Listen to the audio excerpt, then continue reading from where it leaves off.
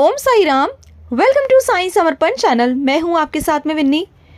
आज मैं आपसे बात करने आई हूं संगति के बारे में। संगति का असर हम पर कितना प्रभाव डालता है और कैसे डालता है।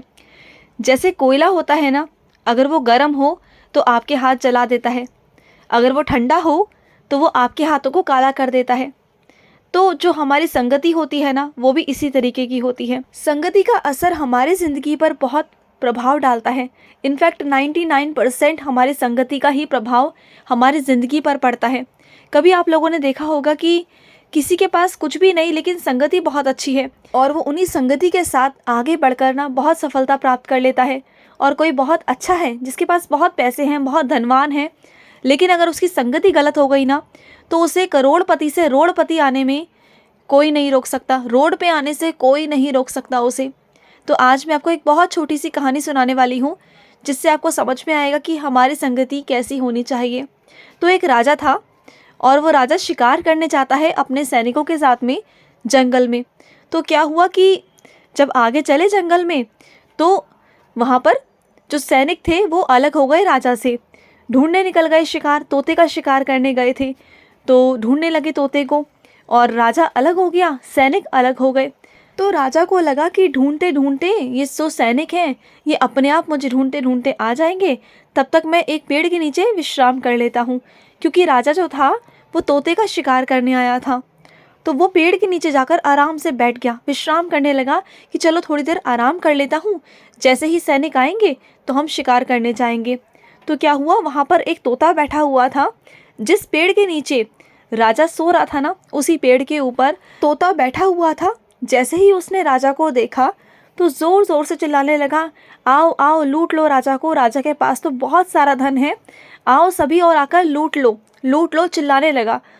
इतने में ही क्या हुआ, डाकू ने सुन लिया और डाकू भागे भागे राजा की तरफ आए उसे लूटने के लिए। और राजा वहाँ से भागा। राजा भागता भागता भागता किसी ऐसे कोनी जगह पर छुप गया जहाँ बहुत छोटी सी जगह थी, कोई कोना था, वहाँ जाकर छुप गया। और वो कोना जो था ना, वो पेड़ का कोना था। एक पेड़ था, बहुत विशाल पेड़ था। उस कोने में जाकर वो छुप गया और उस पेड़ के ऊपर भी तोता था। वहाँ तोता बैठा हुआ जैसे राजा ने देखा तो राजा डर गया कि कहीं ये तोता भी चिल्ला ना दे, हल्ला ना मचा दे, कहीं मैं लुट ना जाऊँ। उसके बाद क्या हुआ, वो तोता कहता है राजा जी से, राजा जी आपको क्या हुआ है, आप इतना घबरा क्यों रहे हो, आप चिंता मत करो, मैं आपको यहीं पास में एक ऋषि मुनि की कुटिया है, मैं आपको वहाँ लेके चलता हूँ। तो राजा बहुत हैरान कि ऐसा कैसे, ये इतने अच्छे से मुझसे कैसे बोल रहा है। तो वो जो तोता था वो राजा को उस कुटिया तक ले गया और तोते ने राजा को उस कुटिया तक पहुंचा दिया। उसके बाद जब राजा जी अंदर गए, ऋषि मुनि को प्रणाम किया, उसके बाद वो घबराए हुए तो बहुत थे क्योंकि भागे भागे आ रहे थे।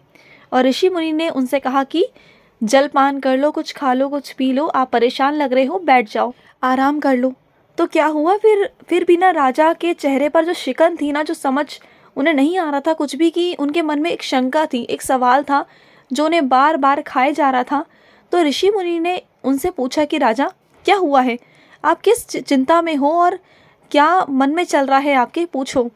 तो राजा कहते हैं, ऋषि मुनि जी मुझे एक बात समझ नहीं आई कि जो तोता मुझे पहले मिला था, जिसने मेरे लिए हल्ला मचा दिया कि लूटो लूटो राजा को लूटो, और यही दूसरा तोता मिला जिसने मेरी मदद की, जिसने मेरी जान बचाई, और ये भी तोता है और वो भी तोता है तो एक ही पक्षी, एक ही जानवर हैं, एक जैसे हैं, तो ये दोनों इतने अलग कैसे हैं, ये ऐसा क्यों है, मुझे समझ में नहीं आ रहा।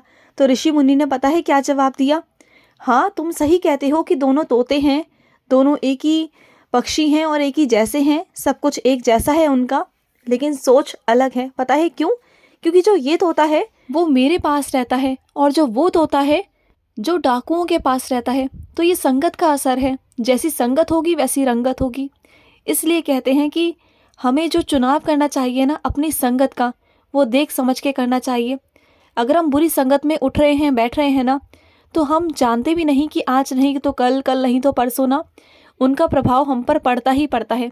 अगर हम ये सोचे ना कि अरे संगत तो बहुत बुरी है लेकिन मैं थोड़ी ना बुरा हूँ, मैं तो बहुत अच्छा हूँ, मेरी सोच बहुत अच्छी है, क्या मैं इन लोगों के साथ बैठ जाऊँगा, बातचीत कर लूँगा तो क्या मैं बुरा हो जाऊँगा, ऐसे मन में सवाल आते हैं ना। तो नहीं, आप एक दिन बैठोगे, 2 दिन बैठोगे, 3 दिन बैठोगे, चौथे पाँचवें दिन आपको उनकी कोई बात ऐसी अफेक्ट करेगी ना चीज़ों को माइंड में, कि आप वो चीज़ें करने का आपका मन ज़रूर करेगा। आप सोचोगे चलो मैं एक बार ट्राई कर लेता हूँ, एक बार करके देखता हूँ, ऐसा आता है ना मन में। तो वो संगति का असर होता है।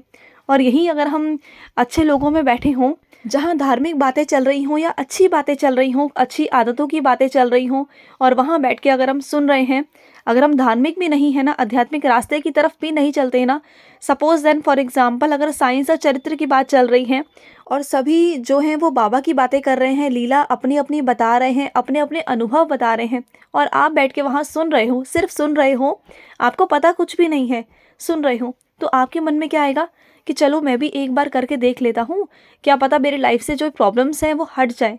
तो आप अच्छी आदतों में आए ना, आप एक दिन नहीं करोगे, 2 दिन नहीं करोगे, तीसरे चौथे दिन आपके दिमाग में आएगा कि मैं कर लेता हूँ। तो ये होता है संगति का असर। संगति का असर ना बहुत जल्दी हमारे दिमाग पर पड़ता है, हमारे अंदर पड़ता है। और गलत संगति अगर पड़ गए ना हम गलत संगति में एक बार, तो वहाँ से निकलना बहुत मुश्किल होता है। अगर कहते हैं ना कि अगर सड़े हुए सेब हैं, बहुत सारे हैं, अगर उसमें एक अच्छा सा साफ सा ताज़ा सा अगर मैं कोई फल रख दूँ या सेब ही रख दूँ ना, तो वो भी सड़ जाएगा ना, वो भी ख़राब हो जाएगा। क्योंकि इतने सारे सेब खराब हैं तो एक सेब कैसे बच सकता है, आज नहीं तो कल, कल नहीं तो परसों तक वो भी ख़राब हो जाएगा। तो इसी को संगति का असर कहते हैं। तो संगति हमारी लाइफ में, हमारी ज़िंदगी में बहुत इम्पोर्टेंस रखती है। तो संगति हमारी अच्छी होनी चाहिए। हमेशा कभी भी मित्र बनाओ, दोस्त बनाओ, या जिसके साथ हम उठ रहे हैं, बैठ रहे हैं, जो भी है हमारे आसपास, उनसे हम कम से कम ऐसी संगति में बैठें कि वो अच्छी संगति हो, आपके लिए अच्छी संगति हो। हमारे माता पिता बचपन से हमें संस्कार सिखाते हैं, बचपन से हमें ये सिखाते हैं कि हमें अच्छे लोगों में उठना बैठना है, अच्छी संगति में रहना है। और संगति के लिए आपको ऐसा नहीं कि आप बड़े हो तो ही संगति चाहिए, चाहे आप बच्चे हो, बड़े हो, बूढ़े हो, जवान हो, आपको हर उम्र में आप उठोगे बैठोगे तो आपकी संगति हर उम्र में अच्छी होनी चाहिए। हर उम्र में आपकी जो संगति है ना, वो इतनी अच्छी होनी चाहिए कि अगर आप परेशान हो, कुछ भी हो ना, तो आपके जीवन में सकारात्मकता बनी रहे। कुछ ऐसे लोग होने चाहिए जो आपको मोटिवेट करें, ना कि डीमोटिवेट करें, ठीक है। अगर कुछ प्रॉब्लम है, कुछ भी है, तो आपको आगे बढ़ाएं, आपको रास्ते दिखाएं, ना कि ऐसे लोग हों जो आपको डीमोटिवेट करके आपको पीछे खींचने की कोशिश करें कि ये नहीं हो सकता, वो नहीं हो सकता। ऐसे नेगेटिव लोग मैंने बहुत देखे हैं जो होते हैं। तो अच्छी संगति में रहोगे तो डेफिनेटली आप वो भी कर जाओगे जो आप नहीं कर पा रहे थे। और अगर नेगेटिव लोगों के साथ रहोगे तो कुछ भी नहीं कर पाओगे, जितना आप हो ना उतना भी नहीं रह पाओगे, वहाँ से भी जाओगे आप। तो ये बहुत इम्पॉर्टेंट है ना, आपको अपनी संगति का बहुत ध्यान रखना है कि आपकी संगति कैसी है। संगति अच्छी होगी तो अच्छे काम होंगे, सही चीज़ें होंगी, सही रास्ते मिलेंगे। और अगर गलत संगति होगी तो सही भी होगे तो गलत हो जाओगे। समझना इस बात को। आई होप कि आपको इस वीडियो के माध्यम से कुछ समझ में आया होगा। तो चलिए मैं लूँगी समाप्ति, लेकिन अगर आपके कोई अनुभव है बाबा से जुड़े तो स्क्रीन पर चल रहे नंबर पर आप हमें कॉल कर सकते हैं, आप हमें अपना अनुभव शेयर कर सकते हैं, ये बाबा की सेवा आप कर सकते हैं। तो चलिए मैं लूँगी समाप्ति। ओम साई राम, जय साई राम।